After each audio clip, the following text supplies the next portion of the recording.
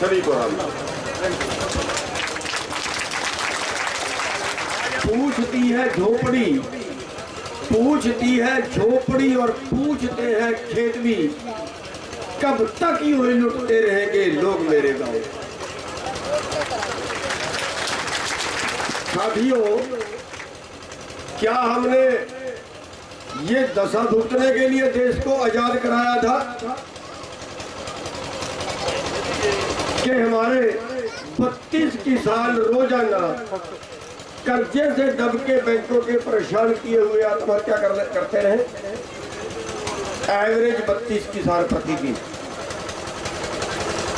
क्या हमने देश को इसलिए आजाद कराया था? सोने की चिड़िया देश आज भुखमरी में 94वें स्थान पे खड़ा है। भुखमरी में साथियों, क्या हमने देश को इसलिए आजाद कराया था कि देश की सारी माया देश के चंद पूंजीपतियों के हाथ में चली जाए?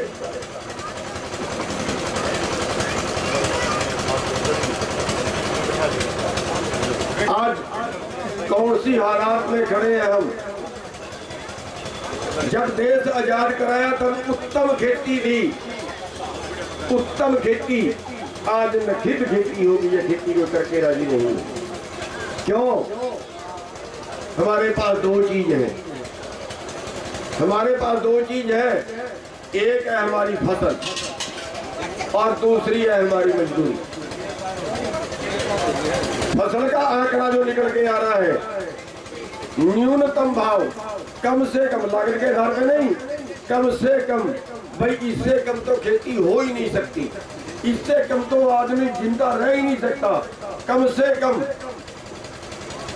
23 फसलों का हमारा भाव तय होता है और 23 फसलों की जो कम से कम कीमत है वो देश में पड़ती है 17 लाख करोड़ रुपए। और आज जो हमें मिल रहा है वो मिल रहा है 13 से 14 लाख करोड़ रुपए। मतलब 3 से 4 लाख करोड़ रुपए का हर साल आपकी लूट हो रही है। सरकार का रिकॉर्ड बता रहा। दूसरी चीज है हमारी मजदूरी। आपने जो बच्चे पढ़ाए, भारी भरकम खर्चा किया और वो मजदूरी करने के लिए शहर में, फैक्ट्री में, कई कंपनी में जा रहे हैं। आज उनकी मजदूरी मिल रही है 6,000 7,000 और न्यूनतम भाव, न्यूनतम मजदूरी अनस्किल्ड की आज करीब 9500 रुपए के करीब है और 8 घंटे की है। और वो उससे 11-11 घंटे काम ले रहे हैं, खड़ा काम ले रहे हैं। बैठने की कोई 11 घंटे में बैठने की कोई टाइम नहीं है, 11-11 घंटे काम ले रहे हैं। यानी मजदूरी का भाव भी आपको आधा मिला। बस दोनों चीज थी हमारे पास और दोनों को लूट लिया और दोनों को लूट के और हमारे पे राज कर रहे हैं, हमारा शोषण कर रहे हैं। और यही पूंजी आज हालात बता रहे हैं कि देश की जीडीपी डाउन गई, देश का लेन देन कम हुआ। क्यों? क्योंकि ना मजदूरों के पास पैसा है ना किसानों के पास पैसा आया। किसान और मजदूर अलग नहीं है, हमारे ही बेटे हैं। हमारे पास 2 किले जमीन है, 5 किले जमीन है, 2 लड़के हैं। एक खेत में काम करता है तो दूसरा जाके शहर में मजदूरी करता है, किसी कंपनी में मजदूरी करता है।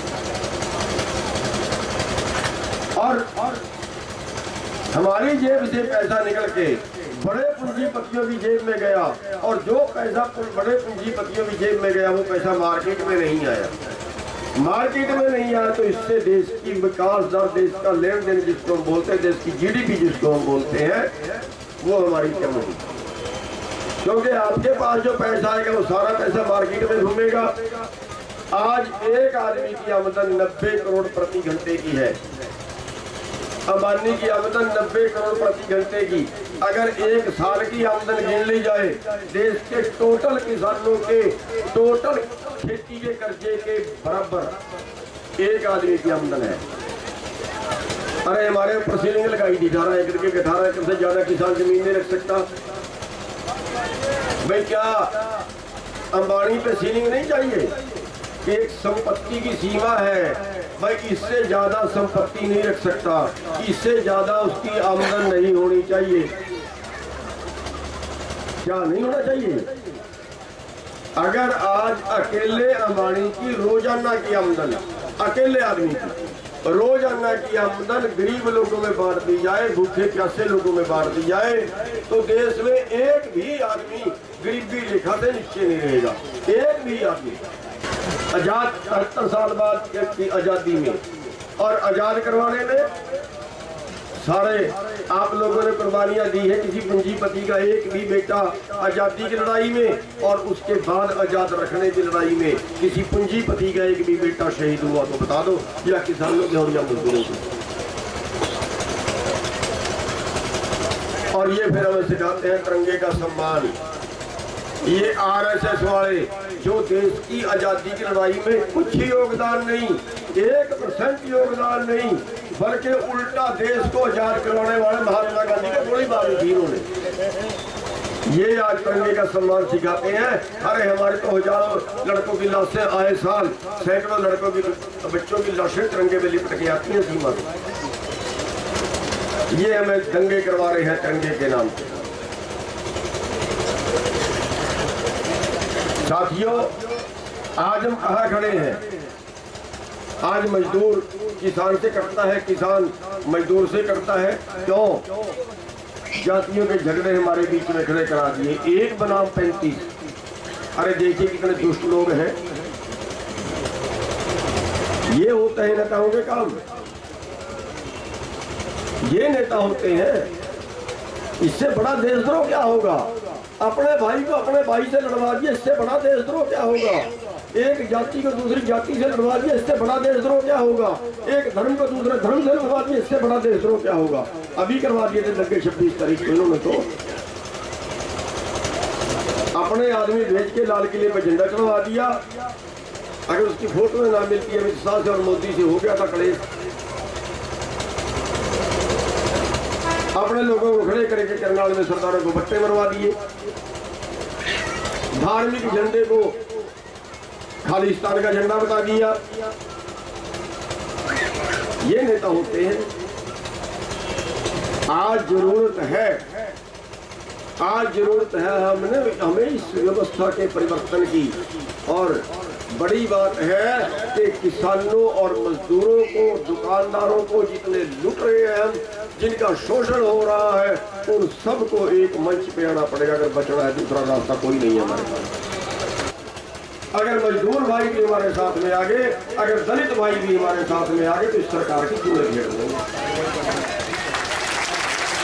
हमारा